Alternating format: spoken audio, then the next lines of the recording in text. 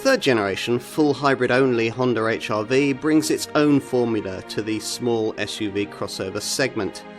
It's more expensive than most competitors and less roomy than some, but for customers prioritising cabin sophistication, interior flexibility and powertrain efficiency, it might well be worth the extra outlay.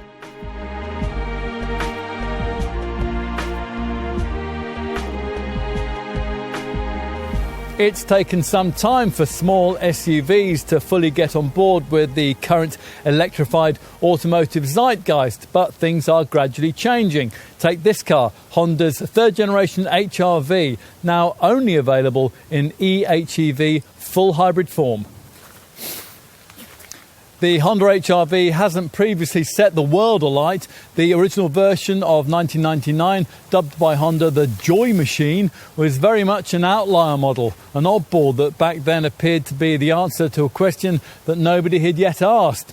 In hindsight, perhaps this was a car simply that was ahead of its time, let down by lack of marketing and an absence of the kind of visual pizzazz which would characterise the segment-defining Nissan Juke 11 years later.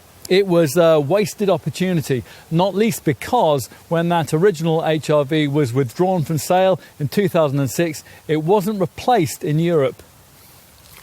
By the time the successor model was launched in 2015, the market had moved on dramatically and the small SUV crossover segment was booming. Yet even after a far-reaching update in 2019, sales were relatively modest, partly because the Mark II design lacked the overtly fashionable looks of trendier segment rivals, partly because Honda's price positioned that car towards the top end of the small SUV sector, and partly because production numbers were limited by the Mexican factory's priority to satisfy the American market. In the meantime, the segment has grown considerably, with almost every brand these days offering a model in this sector. There's now more choice in how your small SUV or crossover is propelled too. In this class, diesel is these days very much a niche option. You're much more likely to be choosing from petrol, mild hybrid, full hybrid and plug-in hybrid models. And this intensely competitive marketplace is where this third generation Honda HR-V has to compete. This car was launched in late 2021. But it does at least offer something different. As is often the case with Honda, the HR-V brings its own formula, a full hybrid-only SUV with fresh looks and what's claimed to be one of the most family-friendly and flexible interiors from a larger-than-class average body shell. But it will need all those attributes because it is positioned at the upper price end of the segment. With the competition fierce, does Honda's contender have what it takes to warrant some serious consideration here? Well, Car and Driving's road test, the industry's most comprehensive review, will find out.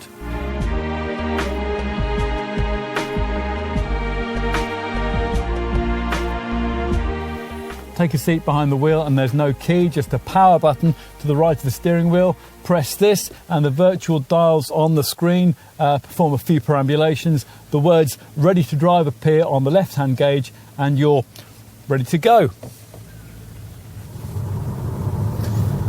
You don't tend to expect too much in terms of drive dynamics for a car in this class, particularly from a full hybrid, which is what this car now has to be, and particularly from a Honda HR-V, which was a bit of a pleasure-free zone in its last generation form.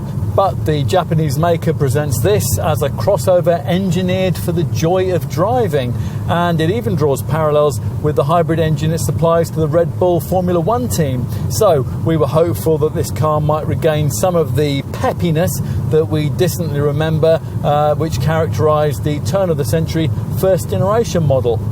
It's fairly clear from the get-go, though, that this is a car for pragmatism rather than performance, although that doesn't mean it can't be enjoyable in its own way. Quite a few of the ingredients here actually work very well, the highlight being ride quality, and that's aided by sophisticated suspension that's bolted to a more rigid platform. In fact, the way that this car cossets you over porous surfaces might easily sell you on it, the ride being soft but well damped, the whole setup supple enough to easily absorb absorb bumps while controlling body roll through the corners. The vague steering won't encourage you to push very hard through those turns, but if you do so, you'll find plenty of traction and some of the feel of a larger, more expensive SUV. But what you're really going to need to get used to if you're going to choose this car is the way its rather unique petrol engine works. A self-charging hybrid of the full-fat sort rather than the token effort mild hybrids that brands like Ford, Suzuki and Kia provide in the segment. Honda calls it an eHEV, and it comes in one variety only with CVT auto gearbox and front-wheel drive. It's the same 1.5 litre four-cylinder twin electric motor power plant we've already seen in Honda's Jazz Super Mini, but here, to cover off the HRV's extra weight, there's a bigger battery, 1 kilowatt hour as opposed to 0.86 kilowatt hours, and power's boosted by 21 PS to 131 PS. The full hybrid powertrain format the market's most familiar with is the planetary gearbox system that was developed by Toyota, but this setup's different. The idea is to make the car far more like a full EV. Now, you can't plug it in, but battery power is certainly in play far more of the time than is usual in a self-charging hybrid. The engine only actually drives the wheels when full power is needed, and even then it usually gets some electrical assistance. Otherwise, its role is to drive a generator which keeps the battery topped up so that the electric motors can supply forward motion to the front axle. In theory, more time spent in EV motion means a quieter drive, and sure enough, when it's being driven very gently, the HRV is indeed quiet, smooth and pleasantly responsive, with just a gentle hum from the electric motors. Flex your right foot to even a modest extent though, and the piece is very definitely broken with a cattle-like moo which frequently cuts in and out, and which you would tire of very quickly if you were to continue to drive in that manner. There is also a return to the early days of elastic band style CVT auto gearboxes, which initially reacts to a significant right foot prod by soaring the revs skywards without much in the way of actual forward motion.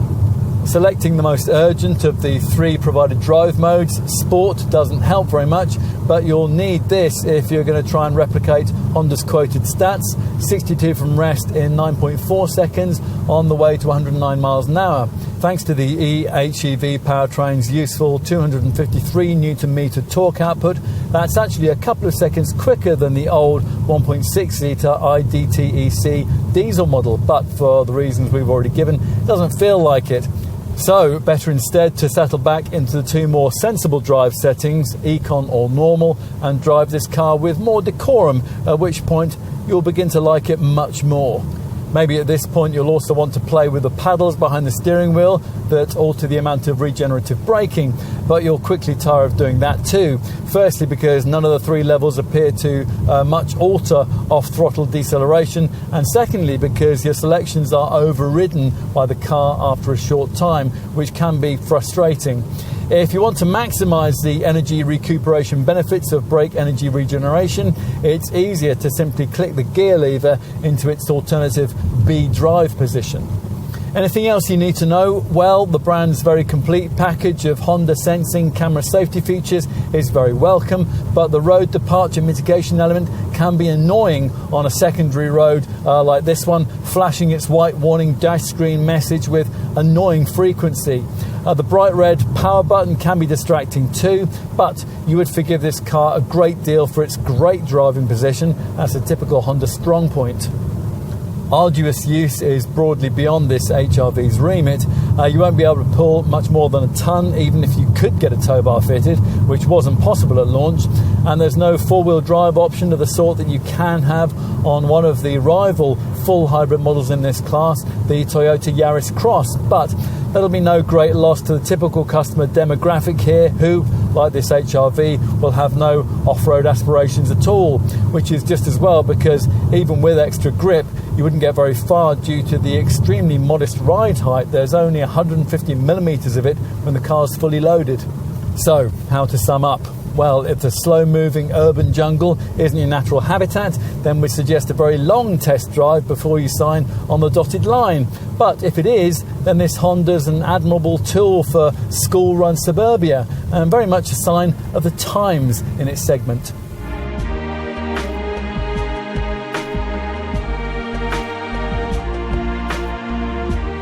Here's a car that's very much of the moment, a crossover SUV which combines this genre's higher stance with a raked rear window and design details likely to appeal to many customers in the market for a smallish SUV offering a reasonable combination of practicality and panache. Although it shares its underpinnings and much of its engineering with Honda's Jazz Super Mini, the HR-V is, to all intents and purposes, a clean sheet design.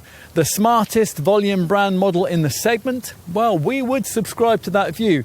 You may not. These things, after all, are subjective, aren't they? An unusual touch here at the front is this body-coloured grille, although there is the option of having it finished more conventionally in black if you'd prefer. For reasons we don't really understand, top advanced style models get it with a curious Russian flag-style coloured motif. A mean-looking, slender, high-set headlights flank this main appendage, and the Honda H badge is ringed in blue to indicate that this is a hybrid. Further down, a nearly full-width honeycombed air intake is flanked by fog lights on higher-spec models, and there's a silver mock skid plate below in an attempt to create a more rugged appearance. If you're wondering why this Honda costs a bit more than obvious rivals, get out your tape measure. It's 110mm longer than a Renault Captur E-Tech 145, 135mm longer than the Hyundai Kona Hybrid, and a full 160mm longer than the Toyota Yaris Cross. It's also 20mm lower than the previous generation HR-V, with a 20mm reduction in front and rear overhang length too.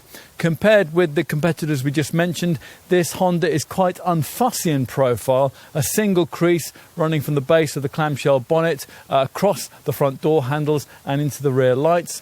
The neat appearance is accentuated by hidden rear door handles and the large 18-inch wheels that you have to have across the range. These sit in black plastic-clad arches which are accentuated by circular upper creases. The top-spec version swaps this silver trimming sill strip for one in red and adds a contrast-coloured roof. The back is equally neat and understated, with slim wraparound rear lights and an even slimmer bar running between them, part rear light and part contrasting trim, with another blue-tinged Honda H badge in the centre. There's a subtle roof spoiler with a shark fin antenna just beyond, while lower down, black trim rises up to cover most of the rear bumper. Underneath, the HR-V is built on the Honda Global Small Car platform, which uses more high tensile steel than before, and an extra ring structure around the centre of the cabin to provide a 15% more rigid structure, which is safer and also contributes to better suspension control and refinement. So the exterior is smart, if not particularly distinctive. Does the interior follow a similar theme? Let's find out. Anyone switching from the previous generation HR-V will feel they've jumped forward a decade. Now, you might not mistake this for a premium brand model, but there is an impressive sense of calm and cohesion here, and it's aided by the almost unbroken horizontal trim strip which runs across the front of the cabin, the centre of which is topped by this high-mounted 9-inch touchscreen. Horizontal vents stretch across the fascia just above it, while lower down it's unusual to note that there's no centre stack. In its place, this unusual swirling strip, chrome-plated above base trim, encircles the gear lever with storage areas above and below.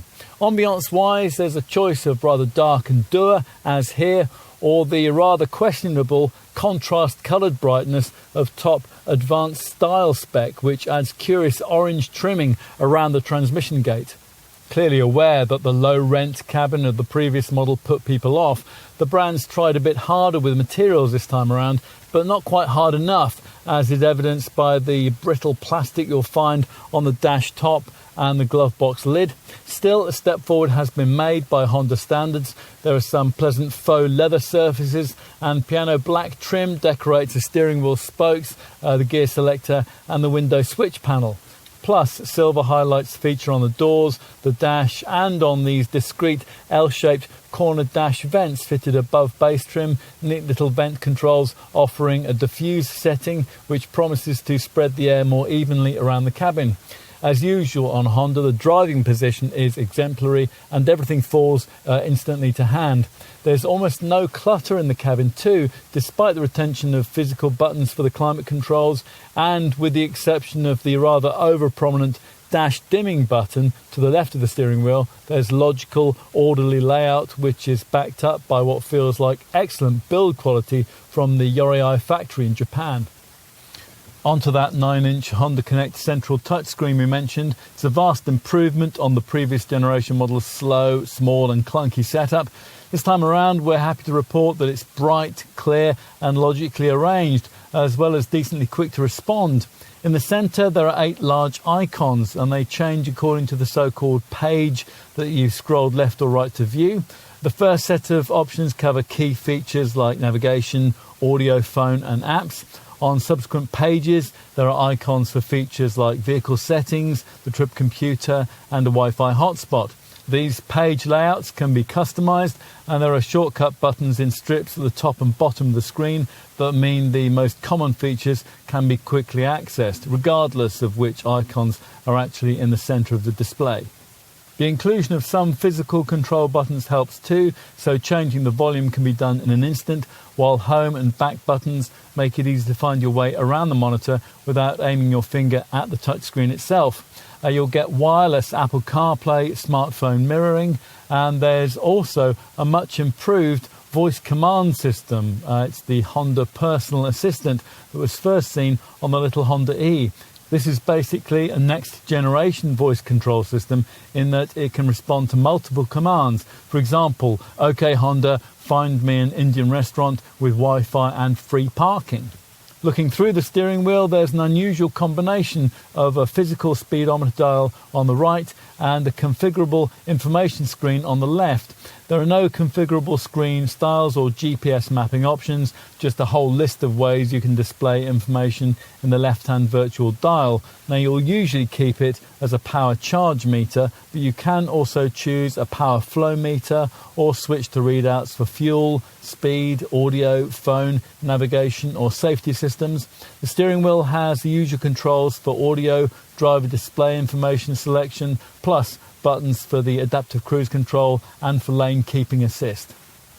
We mentioned the driving position earlier. This time around you sit 10mm higher than before, which gives you a more SUV-like view forward. That and the relatively slim A-pillars help your view at junctions, but the view rearwards is compromised a bit by the slightly shallow roofline, so you'll be glad of the standard parking sensors and the rear view camera. There's plenty of height adjustment for the seats, but disappointingly there's no lumbar support. They do though recline to an almost completely flat position, and that makes it potentially possible for the front passenger to enjoy a nap on longer journeys. The wheel doesn't move as expansively, but a comfortable position is easy to find.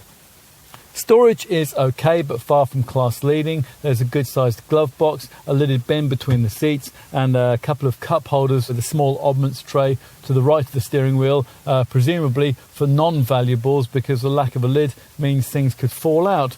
Earlier we mentioned cubbies in the centre of the dash, this phone tray and the 12-volt socket ahead of the gear lever, plus a small storage shelf below the air conditioning controls with USB-A sockets on either side.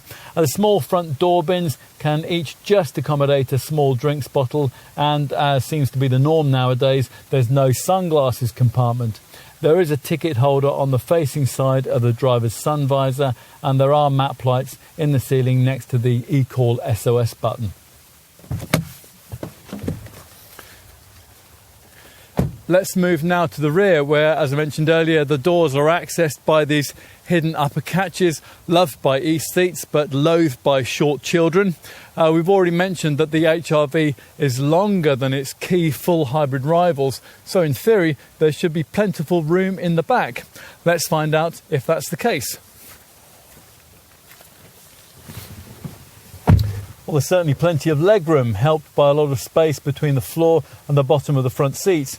In fact, there's 35mm more legroom than there was in the previous HR-V, and the seats themselves are nicely contoured, although not super supportive. The outer two positions are of course very much the preferred place to be. Anyone seated in the middle will find themselves perched on a rather flat and raised cushion and reaching for belts integrated into the ceiling, although at least they'll have some leg space because of the flat floor and the positioning of the centre console here. Headroom might be at a bit of a premium for taller folk. You can blame the so-called sporty roofline for that. And the headrests are of the kind that dig into your neck or back unless they're raised upwards. The passenger sat behind the driver may need to be careful they don't drop anything into this curious gap next to the belt buckle at the base of the seat. What else? Well, there are air vents in the centre console, plus 2 USB-A sockets if you avoid bass trim, and an oddments tray, which is the right size for a mobile phone or two. The door speakers are large, so there are no door bins, just deep hollows that are only big enough to hold a 500ml bottle or a phone. However, there are also 2 cup holders in this generously sized central armrest and 2 bright circular lights in the ceiling. The rear grab handles both have coat hooks, and on the 2 top models you'll get seat back pockets. Base elegance trim only gives you one on the passenger side, which does seem a bit mean. These rear seats don't slide or recline, but they are of the Honda Magic variety, so feature the brand's party trick folding mechanism. That means the seat base can be flipped up towards the back of the car, cinema seat style, enabling taller objects like an electrical item or that tall plant you've just purchased from the garden centre to be carried behind the front seats. Finally, let's take a look in the boot. Now, if you remember the body length dimensions we mentioned earlier, you'll be expecting this to be class leading. So it comes as a bit of a surprise to find that the tailgate, which is power operated above entry level trim, rises to reveal one of the smaller trunks in the sector, 319 litres in size. It's not much worse than the 326 litre capacity which is on offer from the Renault Captur E-Tech Hybrid 145, but it's some way down on the 374 litres provided by the Hyundai Kona Hybrid and the 397 litre figure somehow offered by front-wheel drive versions of that little Toyota Yaris Cross. At least the opening is wide and deep and the lips pleasingly low, which should make it easy to move heavier or bulkier items in and out. It's worth also twisting your dealer's arm to throwing this durable plastic load liner we've been trying here. Without that in place, you'll be able to lift the leading edge of the cargo base and access the narrow underfloor compartment, which adds an extra 16 litres of capacity. Everything behind is taken up by the drive system, so there's no space for any sort of spare wheel. The boot is certainly practically sized with a recessed area to the left, lights on both sides, 4 tie-down points and a bag hook on the left. The mesh upper tonneau cover sits on runners, so it'll conceal luggage even when it's loaded up to the window line, although it does feel rather flimsy. It's a shame Honda hasn't included either a ski hatch or a 40-20-40 seat back split. As a result, if you have a couple of rear passengers, longer items will have to go on the roof. Given the price here, it's also annoying that Honda doesn't provide cargo sidewall catches. So to most easily drop the 60-40 split rear backrest, you'll have to go around to the side. Still, at least there you'll be able to better appreciate the other advantage of that magic seat folding mechanism we mentioned earlier. This neatly cantilevers the seat base when it folds, so you get a completely flat load area, although it's still not a very large one. The 987 litre figure is 200 to 300 litres down on some rivals. In short, the useful seat flexibility costs you a little in capacity, but Honda owners will tell you usually that the trade-off in usability is worth it.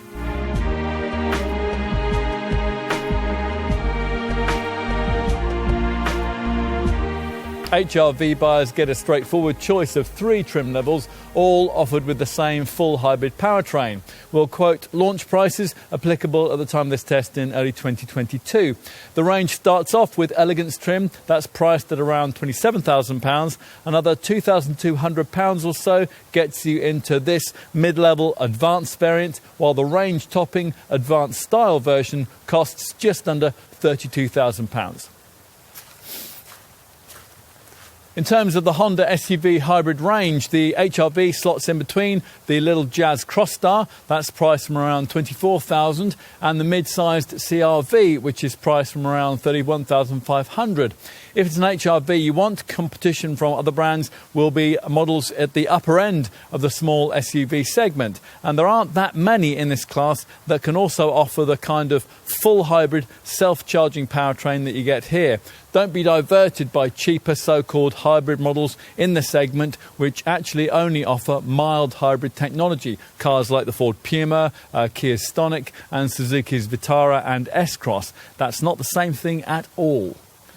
The kind of full hybrid powertrain we have here delivers a completely different level of tech, the main difference being that it allows the car to run on battery-only drive for short periods. Now, at the time of this test, only 4 other small crossover contenders in this class could offer that kind of powertrain. There's the Renault Captur in E-Tech Hybrid 145 form, the Hyundai Kona in 1.6-litre full hybrid guise, and 2 models from Toyota, the Yaris Cross and the CHR. All of these alternatives are smaller, none can match this Honda's Magic Seat folding functionality, and none of them will run in EV form for as long, although, as we'll see later, that isn't actually reflected in the efficiency figures. Most, though, are cheaper than an HR-V. The closest option in terms of size is a Captur in E-Tech Hybrid 145 form. That offers a sliding rear bench, very similar boot space to an HR-V, and an asking price a couple of £1,000 less than a base HR-V. At the time of this test, the Hyundai Kona Hybrid, that would save you nearly £3,000 on this Honda, but that is a slightly smaller car, as is a Toyota Yaris Cross, which at the time of this test would save you around £4,500 over an HR-V. The Hyundai and the Kona both somehow give you more boot space, but you will really notice they're more compact size if you take a pew on the back seat. The same, by the way, is true of the other full hybrid small SUV in the class. That's Toyota's style-conscious and rather less practical CHR, which costs from around £28,000. The larger than class average size and the relatively high list price of this Honda means you may be tempted to go for an SUV or a crossover from the mid-sized Nissan Qashqai and Seat Ateca class just above. There, some full hybrid models are available for a similar outlay as a higher spec HR-V if you're happy to accept a lower equipment level in exchange for more space, particularly in the boot. In that larger category, we would pick out a couple of full hybrid options for you to consider. At the time of this test, a Renault Arcana with the E-Tech full hybrid powertrain, well, that started at around the price of a top-spec HR-V, around £31,500. At about the same sort of price level, you might also want to look at less generously equipped versions of Nissan's Qashqai in e-Power form. But assuming you've opted to go for an HR-V, what kind of equipment is on offer for the money? Well, as we said, the range kicks off with the Elegance trim level, and that provides LED headlights, 18-inch alloy wheels, keyless entry and start, plus a rear camera along with front and rear parking sensors. Inside there are heated front seats, plus a 9-inch centre dash Honda Connect touchscreen, which offers Android Auto and wireless Apple CarPlay smartphone mirroring.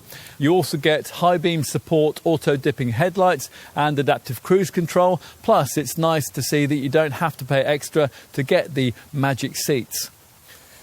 Moving up to this mid-range advanced version, which is expected to make up around 60% of sales, they add a powered tailgate with hands-free operation, front LED fog lights, auto-tilting exterior mirrors and a glossier window garnish, while the windows can be closed and the mirrors folded using the key fob. There's also a much nicer feeling cabin with Honda's almost unique air diffusion system, and that's designed to spread the air more evenly around the cabin in concert with dual zone air conditioning. The interior's more upmarket air comes courtesy of silver decorative panels, upgraded synthetic leather and fabric upholstery, and a leather gear selector. Plus, you'll also get a heated windscreen, a heated leather steering wheel, an auto-dimming rear-view mirror, and a 6-speaker audio system with front tweeters. Rear seat passengers, well, they gain 2 USB-A sockets, plus an additional storage pocket in the back of the driver's seat. The top advanced style derivative is set apart by a two-tone roof, red trim highlights, a coloured grille logo, smoked rear lights and roof rails, plus you get LED cornering lights and two-tone mirrors. Inside, advanced style trim gives you a lighter cabin with lighter dash trimming, light grey synthetic leather and fabric upholstery, and some rather dubious orange highlights around the steering wheel and the gear shifter. More usefully, the top spec trim includes a premium 10-speaker audio system and also a wireless phone charger. All HRV customers get a year's access to the My Honda Plus smartphone app, which aims to keep owners connected to their cars remotely. Like most such apps, this one can let you lock or unlock the car from wherever you are, and it'll alert you if the alarm goes off. The app also provides location monitoring and car tracking via GPS to provide anti-theft peace of mind, and an intelligent geofencing feature which allows preset geofence zones to be activated so that if you should loan the car out, say to your son or daughter, you'll be alerted on your smartphone if they've ventured too far in it. The app will also allow you to plan journeys in advance on a phone or a tablet and then download them directly into the car when you get into it. Also available for the first year is a digital key feature. That makes it possible to use a smartphone to lock and unlock the car's doors, to turn the power on, to operate the windows, and to receive status notifications. You will have to pay extra for these services from year 2 of ownership, of course. Talking of paying extra, on to options now. If you're not smitten with the sand khaki pearl standard colour, you'll have to shell out for one of the 5 optional metallic or pearl colours, such as the premium sunlight white pearl of our test car. And the only other factory options offered are also primarily cosmetic, comprising 18-inch wheels in different finishes and a premium upholstery option which finishes the seats in a combination of classic grain leather and an Alcantara-like soft material called Alston. If you want a more dynamic look and feel for your HRV, Honda wants you to consider its 4 styling packs. Now, 2 of the packs allow you to change just the exterior. The Sport Pack introduces a different front bumper and a black front grille, together with rear decoration, side lower decorations and a tailgate spoiler extension. The alternative Obscura Black Pack, that also gives you the black grille plus lower decoration at the front, the rear and around the fog lights, along with a set of door mirror covers and a tailgate spoiler extension. Slightly more subtle is the Ilmenite Titanium Pack. Now this includes tailgate decoration, fog light decoration, door mirror covers, steering wheel and gear shift decoration, plus different door switch panels. If you like that colour theme, then you'll want to carry it through into the cabin, and that's the Ilmenite Titanium Interior Pack, and that adds Ilmenite Titanium trimming around the gear stick, the steering wheel and also the window switches. There's also a wide variety of accessories available for the HRV, with a focus on enhancing practicality. The Cargo Pack gives you a boot tray with dividers, tailgate illumination and boot sill decorations. We've got a straightforward anti-slip boot tray on this test car, and you could add in a roof carrier, crossbars and a dog guard. An Illumination Pack gives you footwell spotlights and illuminated door scuff plates, and you can also add premium floor mats, rubber mats, tailgate illumination, rear privacy glass and USB chargers in the rear if your HRV doesn't already have those. You can also add side body trims, a windscreen cover for icy mornings and a dash cam drive recorder. There was unfortunately no tow bar available though at launch. On to safety now. The HRV is built around the same global small platform structure as the smaller Jazz, using much the same very strong ACE body structure. The letters stand for Advanced Compatibility Engineering. This uses a network of connected structural elements to distribute crash energy more effectively through the front of the vehicle in the event of an impact, and that reduces the forces that are transferred to the passenger compartment. As for camera safety kit, well, the brand's really upped its game in recent years here, thanks to its Honda sensing technology. Proactive safety equipment featured quite prominently on the last generation HR-V model, but there the active features were driven by a radar system.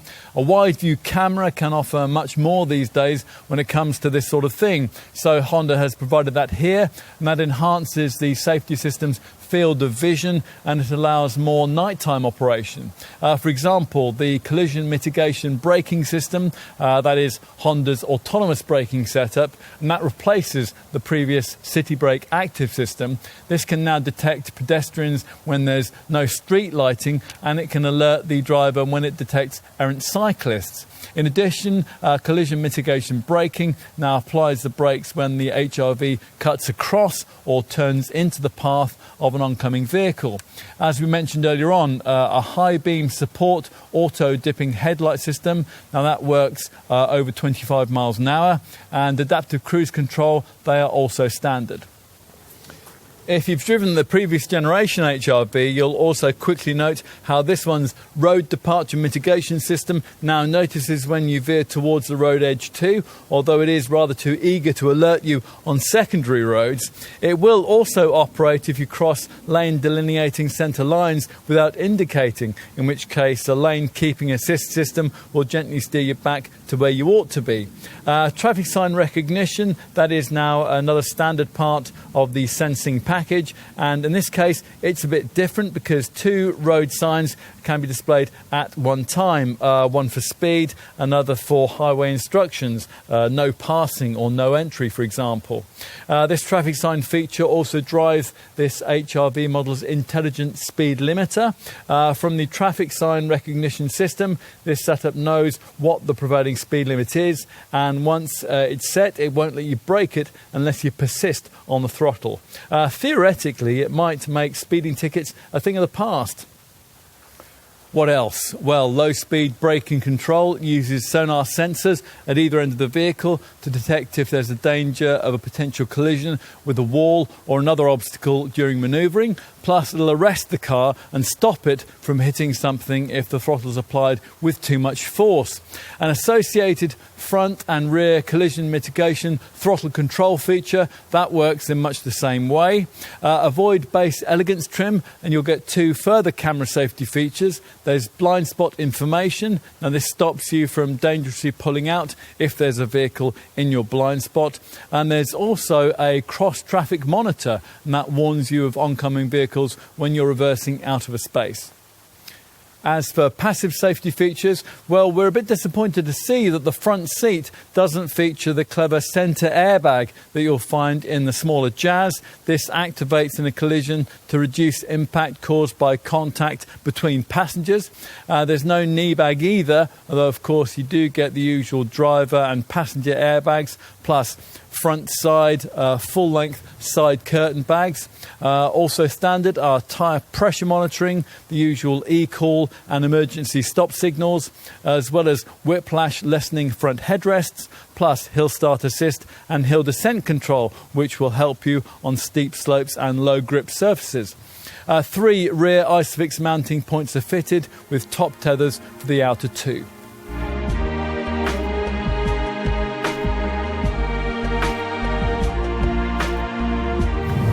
It's easy to forget that Honda was a hybrid pioneer with its first hybridized model, the daring Mark I Insight, appearing very shortly after Toyota's original Prius at the end of the 90s. The brand followed that up with a more conventional Insight hybrid model and a hybrid Civic Saloon, but it was then slow to build on that momentum. It's done so now though, and at the time of this test in early 2022, only the Civic hatch lacked any engine electrification. As we've said elsewhere in this film, you shouldn't confuse the full hybrid tech offered here with the token mild hybrid tech offered elsewhere in the segment. So it's particularly disappointing to find that this Honda's quoted efficiency stats, 52.3 mpg on the combined cycle and 122 grams per kilometre of CO2, are exactly the same as those of a mild hybrid Ford Puma in this class.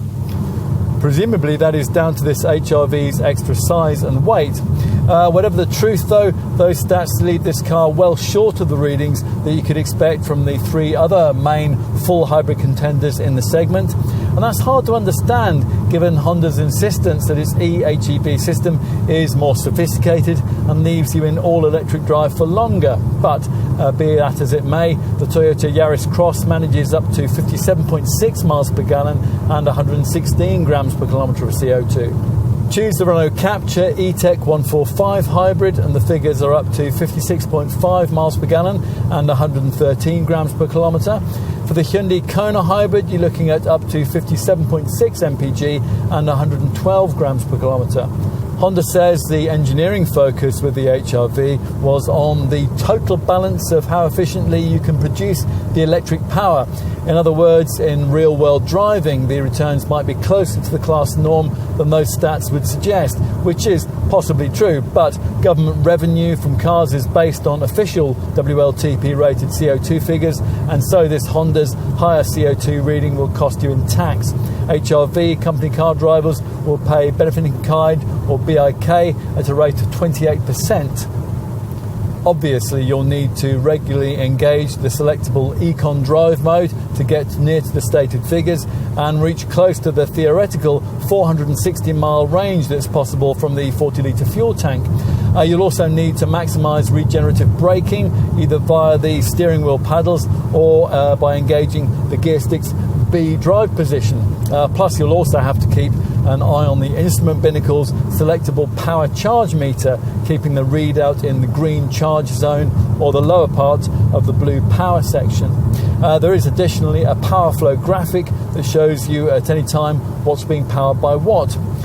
Further helping with frugality is the fact that Honda has gone to some lengths to ensure that the HR-V slips through the air efficiently, as well as the obvious spoiler at the top of the rear window. The car has discrete lips at the trailing edge of the side sills and an air curtain slit in the front bumper. What else? Well, the 3-year, 90,000 mile warranty is better than the package that you'll get from most competitors. In addition, surface corrosion is covered for 3 years, exhaust corrosion, that's covered for 5 years, chassis corrosion is covered for 10 years, and structural corrosion for 12 years. Honda rightfully has a very good reputation for reliability, particularly with models built in Japan like the HR-V. The brand makes it possible to budget ahead for scheduled maintenance when the fixed price scheme, which is called 5, and that covers servicing for a total of 5 years. It also adds an extra 2 years of maintenance and extended warranty for that period, and roadside assistance breakdown cover should the unexpected happen. This can also be transferred to a new owner if you sell the car before the service plan has expired. Onto insurance, and you'll need to set aside more to insure this Honda than you would its key rivals. The insurance group ratings for the HR-V are between 30 and 31, which is somewhat higher than the Renault Captur full hybrid, groups 13 to 18, the Hyundai Kona hybrid, groups 8 to 9, and the Toyota Yaris Cross, groups 11 to 13. Residual values, though, are expected to be usefully better than many other small SUV segment rivals. Residual value experts CAP reckon that after the standard 3 years and 36,000 miles, this HR-V will be worth 59% of its original value, which is better than the segment average of between 45 and 50%. That's a good result for Honda.